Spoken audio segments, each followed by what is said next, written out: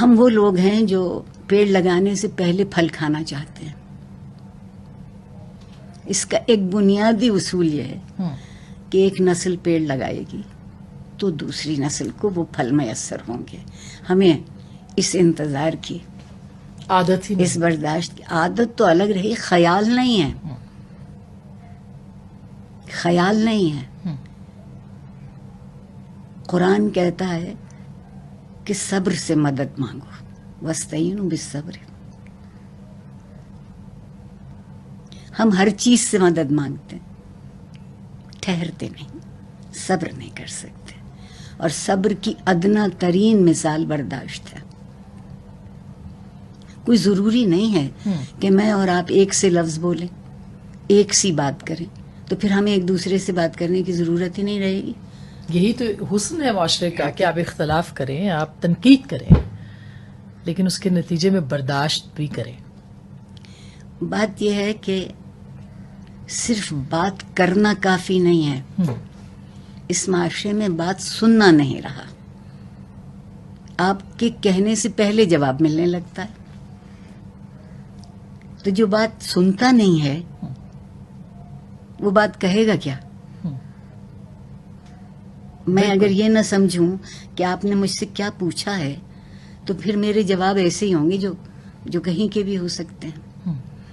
ہم نے، میرے خیال میں ایک بہت ہی بے علم سا آدمی ہوں، اپنے آپ کو چھپانے کے لیے کبھی کبھی کم علم کہہ دیتی ہوں.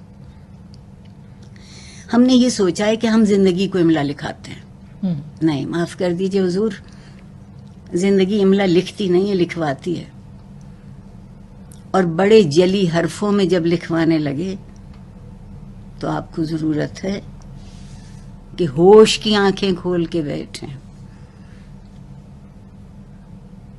صرف شدت جذبات سے زندگی نہیں گزرتی. درست بات. تو ذمہ دار کون ہے؟ سب، ہم میں سے سب. بات گہری ہو جائے گی، اجازت دیجیے. ہم سب اس لیے ہیں، کچھ اپنی خاموشی کے گناہ گار ہیں، کچھ اپنی گفتار کے گناہ گار ہیں، کیونکہ نتیجہ دونوں کا ایک ہی ہے. نہ جو بہت بول رہا ہے وہ کہیں پہنچتا ہے، اور جو خاموش ہے وہ تو جم گیا ایک جگہ پر. اس کی خاموشی کی سینکڑوں باتیں ہو سکتی ہیں، جبر ہو سکتا ہے، وہ جبر اسے نہ بولنے دے. خاموشی کی وجہ یہ بھی ہو سکتی ہے کہ آپ ایک بہت معمولی بات کہیں اور وہ آپ کے لیے ایک امتحان بن جائے. اور میں ہمیشہ یہ کہتی ہوں کہ بات کہنے میں کوئی حرج نہیں ہے. آپ کو میری بات اچھی نہ لگے تو کہہ دیجئے کہ آپ یہاں یہ ٹھیک نہیں سمجھ رہے، آپ کے لفظ یہاں نامناسب ہیں. بولنے کے شوق میں جو چیز سب سے پہلے بے آبرو ہوتی ہے وہ زبان ہوتی ہے. بے شک. اس ملک میں زبان کی آبرو نہیں رہی. مجھے کہنے دیجئے کہ جو حرم نبوی میں زبان بولی گئی اور پھر جو اس کو پناہ میں رکھنے کے لیے جو دلیلیں دی جا رہی ہیں، اس سے تو خاموشی بہتر تھی. یہ کہہ دینا کافی تھا کہ جو ہوا اچھا نہیں ہوا. تو وہ فاصلے تعین کر رہے ہیں کہ کتنی دور یہ بات کہی گئی تھی، کتنی دور یہ بات نہیں کہی. یہ جواز تو وہ ڈھونڈتا ہے جس کی دلیل کمزور ہوتی ہے. جس کی دلیل مضبوط ہے اسے جواز کی ضرورت ہی نہیں. اور جواز بھی کیسے؟ میں اپنے شاگردوں سے ایک بات کہتی ہوں، اپنے ساتھیوں سے کہتی ہوں کہ آواز صرف وہ اونچی کرتا ہے جس کی دلیل نیچے ہوتی ہے.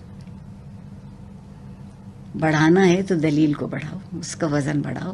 آواز اونچی کرنے سے کچھ فرق نہیں پڑے. اس کے لیے علم ہونا ضروری ہے. تعلیم شاید کچھ نہ علم سے زیادہ شعور ہے. آپ دیکھیے کہ کس قدر میں محبت اور عزت سے پیچھے مڑ کے دیکھتی ہوں اپنی نسلوں کو. وہ سارے کے سارے عالم فاضل لوگ نہیں تھے، مگر وہ سارے کے سارے لوگ شاکر لوگ تھے.